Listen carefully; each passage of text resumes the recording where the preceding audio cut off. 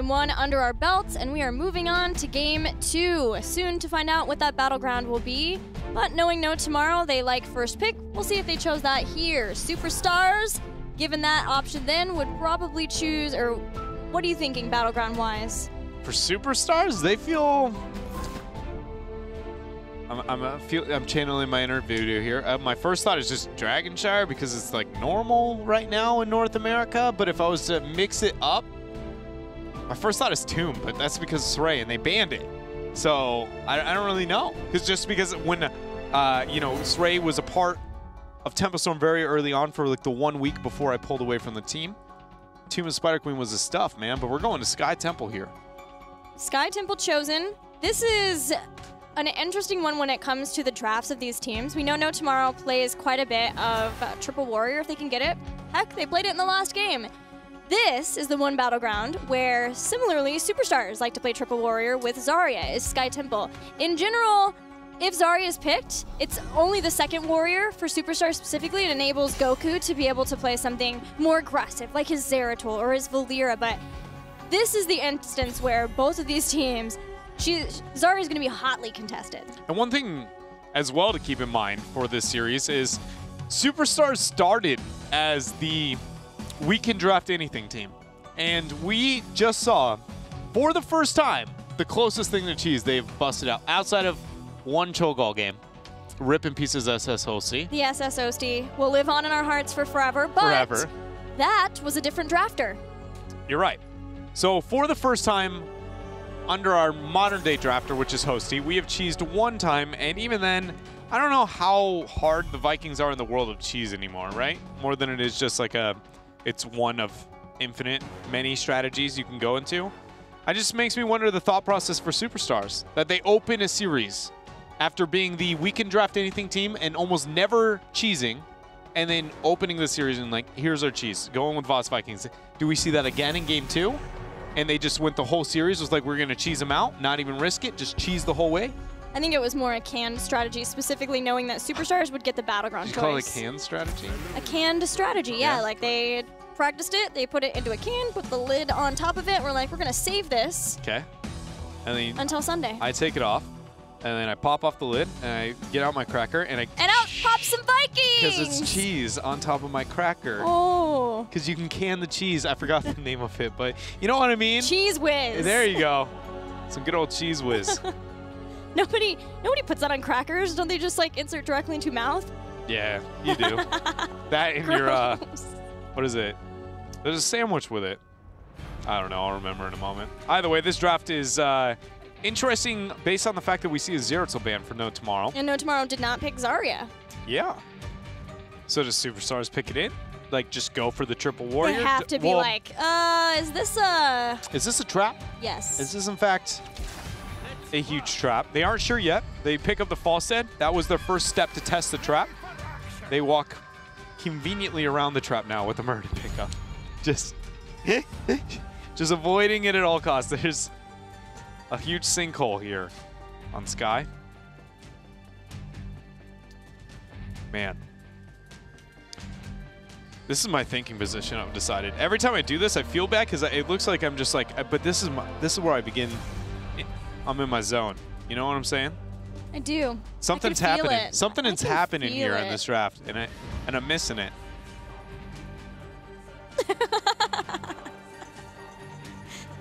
Okay, so I'm sure they're trying to get No Tomorrow to go into Dahaka. Yes. With the Falstead pickup. Safe bet. There's the Vala. Do we see the Zarya? Ah. To me, it felt like, do we Zarya or do we Dahaka? We don't want to do both. If we take Zarya, we've got to take Vala with it. So Superstars, what do they want to ban? First thought is Arthas or a noob. Whatever one of those they might not want to pick up for themselves.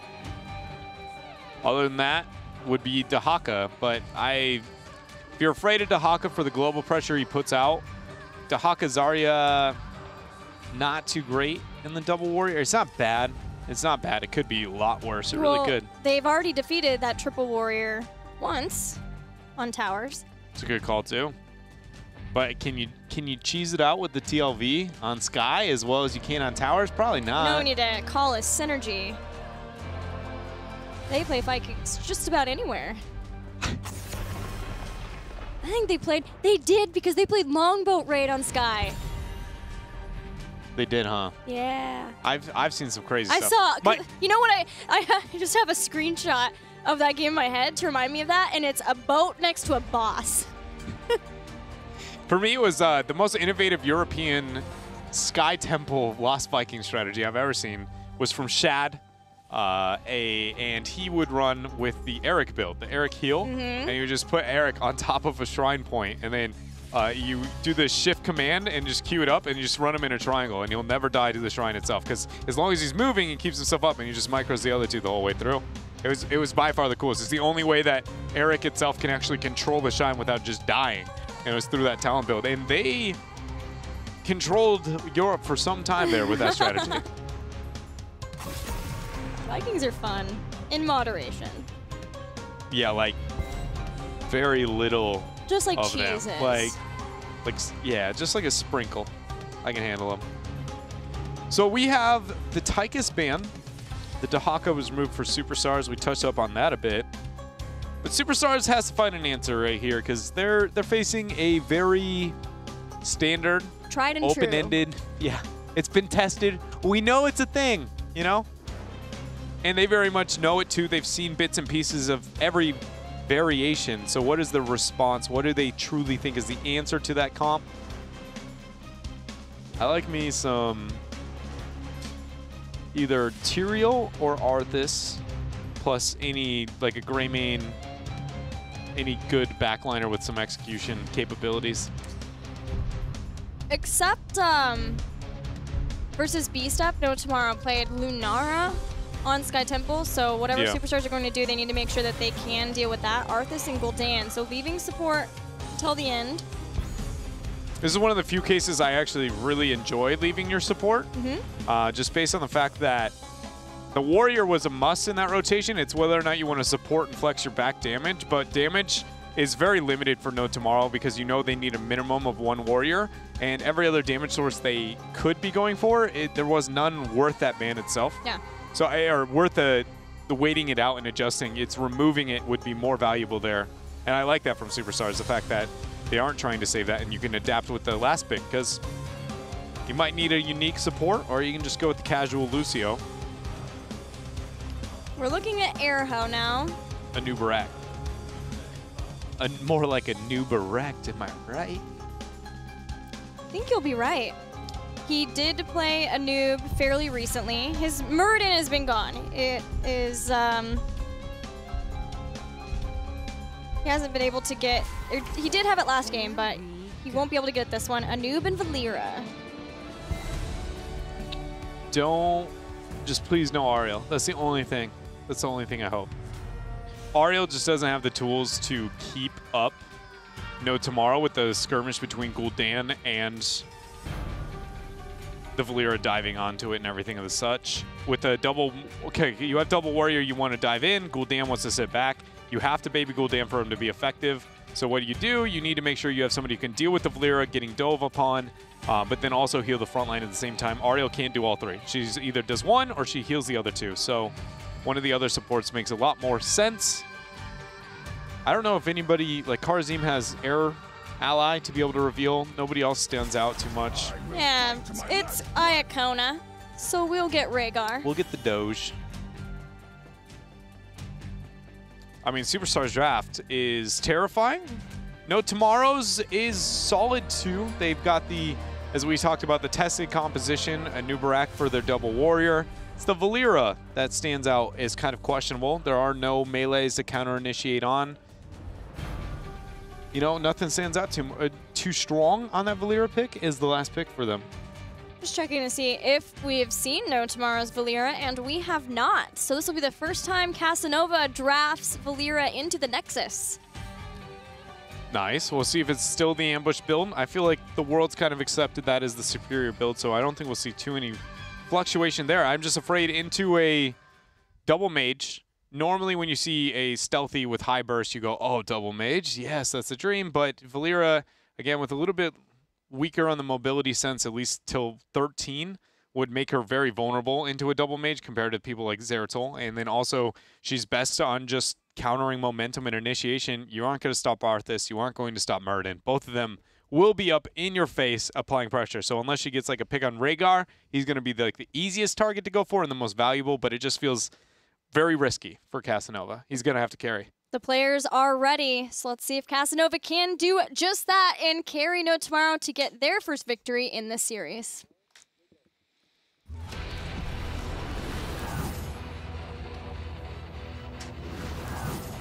Went for block at 1, so at least some fluctuation in the Valeera build.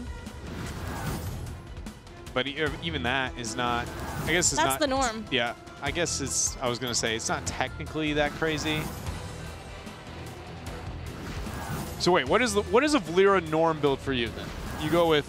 Combat readiness at 1 with that, and then initiative. Okay. For the extra combo points. And then ambush. Situational ambush. Yes. Okay. And then we did see a lot of Thistletea at 16, but then a lot more lately of exposed armor, so that if you don't get the kill, then they are vulnerable. The Thistletea felt more Psalm. Yeah. Right? And then it did everybody else. That's true, and Psalm was probably, I think, our first Valeera. Yeah, he was the first Valeera in North America. 1-4 is going to be the split here on Sky Temple. No Tomorrow absolutely adores trying to take out front walls, man. Early on, they do it anytime and every time they can. Good opener there for Casanova onto Hosi.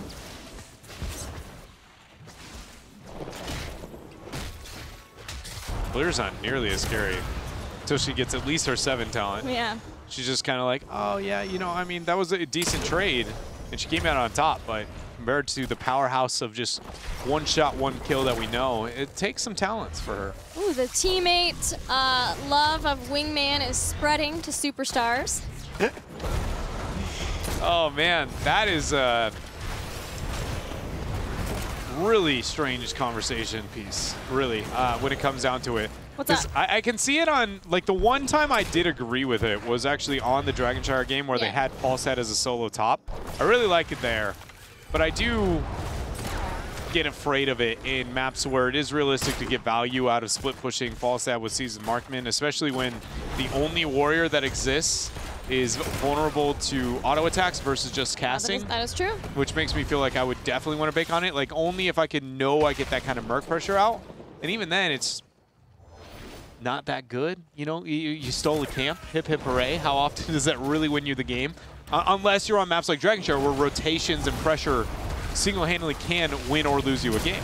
Yeah, often you don't even get the chance of trying to steal that, and it's largely because your opponents, once they realize that you have some sort of bribe, they just make sure to watch their camps a lot more. Here comes Casanova, gets the stun. Goku gets thrown against the wall. There's no getting out of this. Just trapped. The shot's now going to be captured for No Tomorrow. Since top is yet to be started either, it's going to allow for a really solid rotation here on No Tomorrow's part to collapse upwards. Casanova is going to be the first to make that transition. Is seen. He opened way too early. Well, he's going to get killed. That's a Garrote opening too for Silence, maybe hoping that he wouldn't be able to get the shielding, but with Iacona there, it was still a 2v1.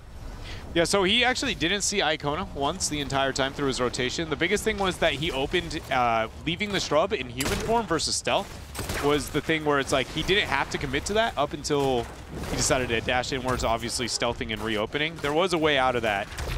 He just realized it a bit too late. And you can buy a bit more time if you open with a stealth. Good knock-up root combo onto Goku. He goes down once more there on that Arthas. Second time already here for him. Not a hero we see him on a lot. That's true. So got to be questioning, you know, whether or not Goku feels nearly as comfortable there on the secondary warrior. Yeah, and doesn't have any survivability talents built in yet. Did not take Rhyme to try to help with any auto attacks.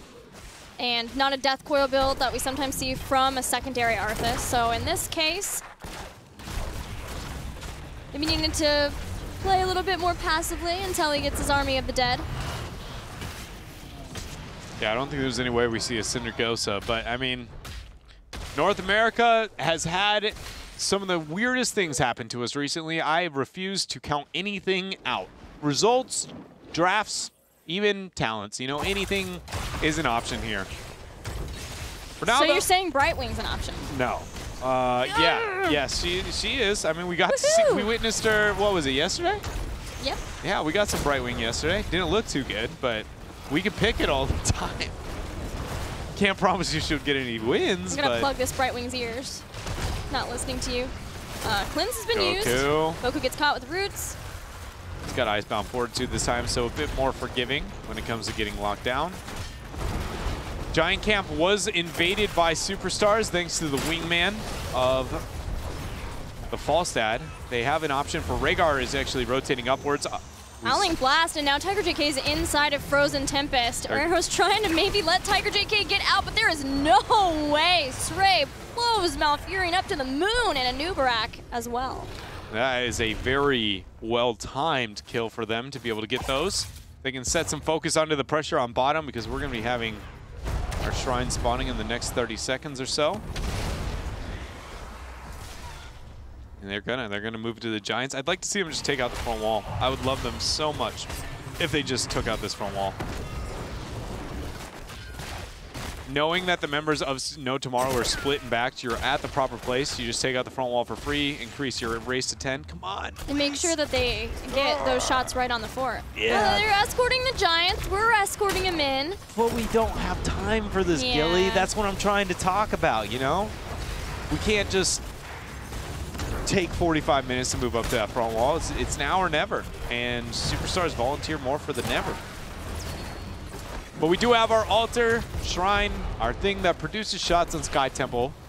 In the bottom lane, Falstad is in mid, not joining yet. It's going to put more focus on the race to 10 after that wave. Ooh, they're sitting nice at Storm Bolt from Srey. One more wave and they will have 10. No Tomorrow going to take any shots they can. It's Erho who can burrow charge out. Heroic abilities almost here. When does Erho leave the vicinity of this temple? Now. He's going to be able to make it out just fine. Rest of the shots conceded to Superstars with their heroic advantage. What's it going to be? Because I am looking at... Okay. All right. And what were you looking at? Well, we've already had one Bloodlust today. Oh, that's true. Out of EU. Yep. So with this 10, what is Superstars going to try and force? Bottom fort is obviously the closest. Makes the most sense to be the ones that commit there. They're going to. Oh, Army of the Dead has been popped, so now Superstars committing to the fight. Hosty throws Zarya against the wall. Heroic abilities almost here for No Tomorrow to turn. Fort taken down as Superstars start to run back. Erho does not want to let this retreat happen. He does not, and Goku does land the Howling Blast though onto Jason, and it looks like that is going to be enough for Superstars to be able to back on out. Superstars with a level lead in this game, just purely off of shots and rotations. Only one pick over No Tomorrow. Valera still in mid, getting soaked. I'm surprised how passive Superstars is playing. They know they're up there. Checking in on some of the stacking talents while we have a bit of time. Echoed Corruption is almost complete. One more stack for that. 3 more stacks for Frost Presence, at which point Howling Blast will root everybody in its path.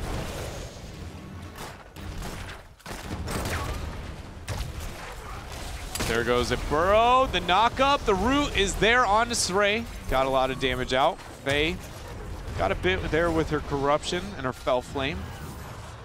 Echo Corruption completed here at level 1, so she suddenly becomes a lot more terrifying of a Warlock there. Getting double, I guess it's not technically double, but getting more of the circles.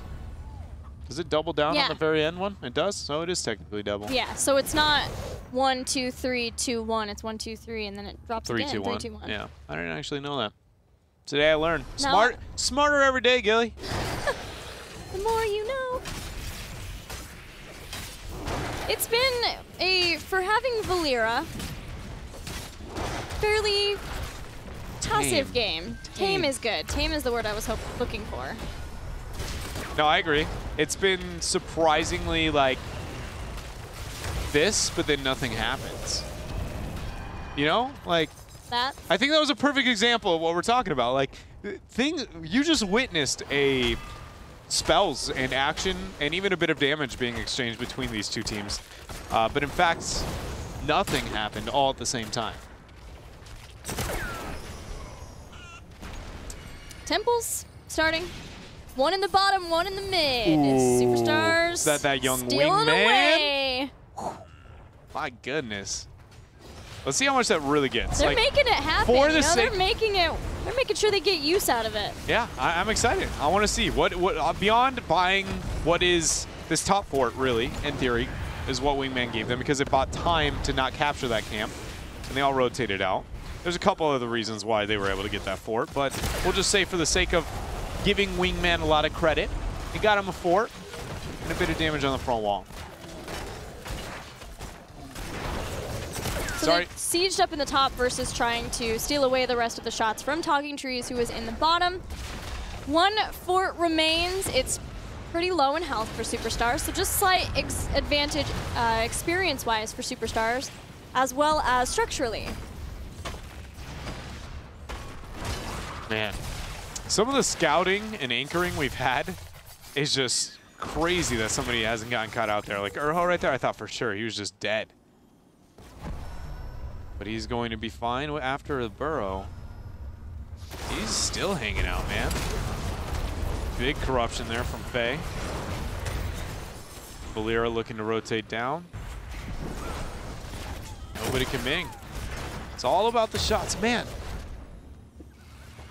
In this downtime with nobody having the advantage, what could they be doing? There's a pretty big wave on the side. Red minions up on top. Yeah, it's gonna take a bit to get over there. But Superstars want that because they are the closer team to 16. Meanwhile, No Tomorrow just wants to get kills, wants to get picks so that they can try to catch up in experience.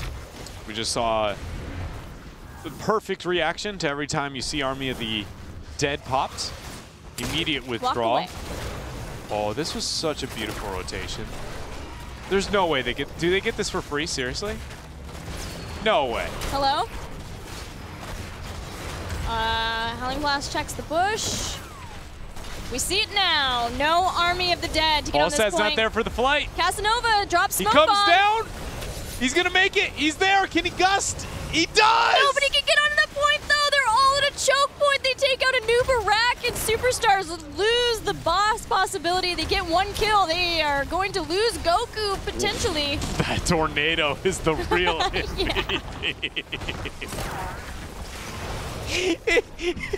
Goku's like, no. You know when you have that, that really awkward interaction in a hallway? His Dorothy. Where you're like, okay, all right, so I'll go right and you go left. And you take the mistake now realizing it's the same direction. And you get that limbo where you're like, you go this way? No, I'll go that way. And you're like, oh, man, that was Goku in the tornado for like 40 seconds there. Goku in the Tornado sounds like an amazing album title. Goku in the Tornado? Yeah. What genre or of even music? a band, Goku in the Tornado. I agree. It is weird how... I called it for my band. Okay. Don't you steal it.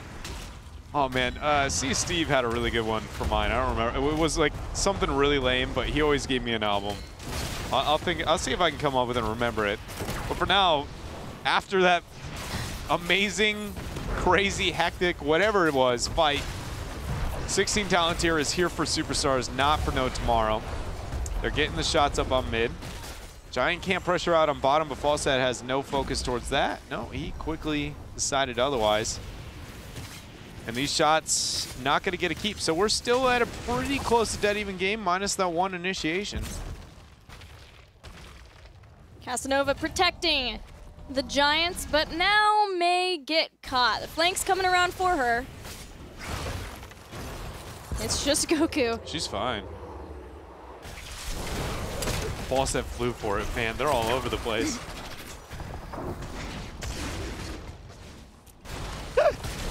There goes the burrow. The knockup on the Iacona. Do they have the damages? They do not. Big Horrify gonna split the C's.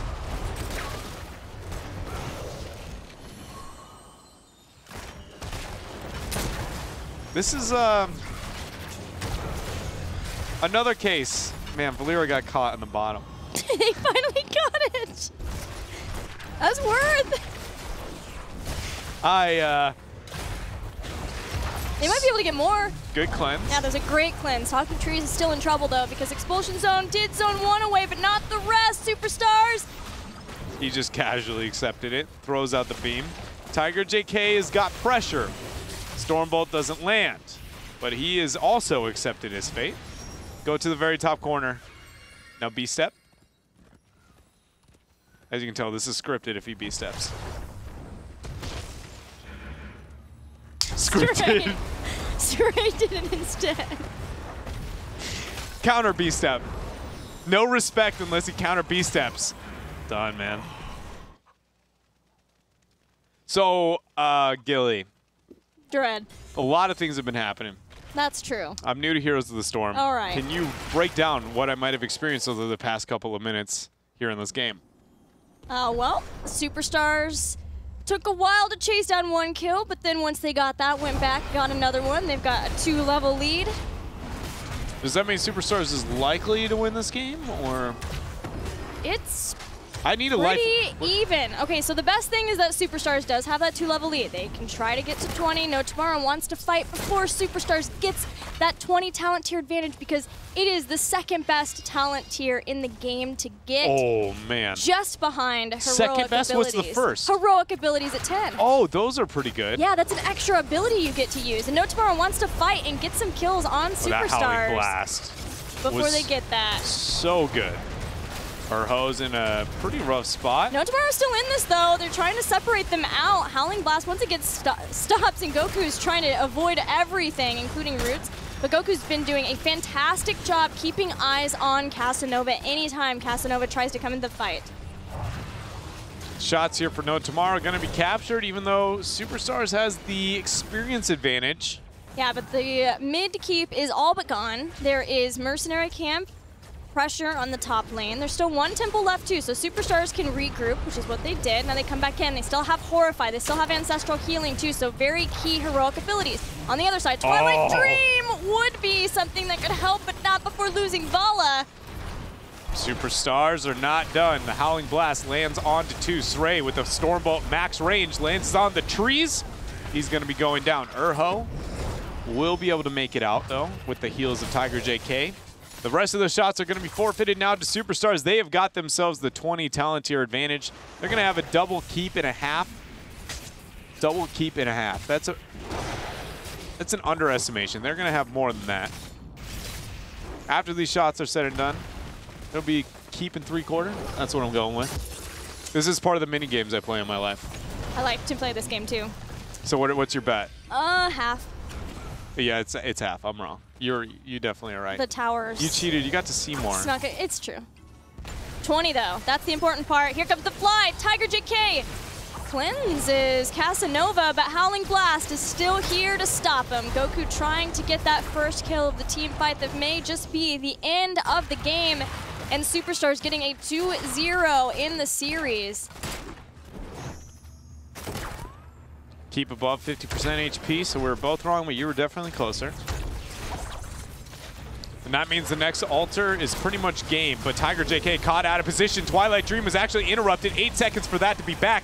No bolts, no ice block, and Malfurion is outie. 500. Stray is giving him the axe, giving everybody the axe. 2 kills, Valera goes down. Stray chasing down, Stormbolt hits Airho, and Tree is the only remaining members of No Tomorrow, and they are doing all they can.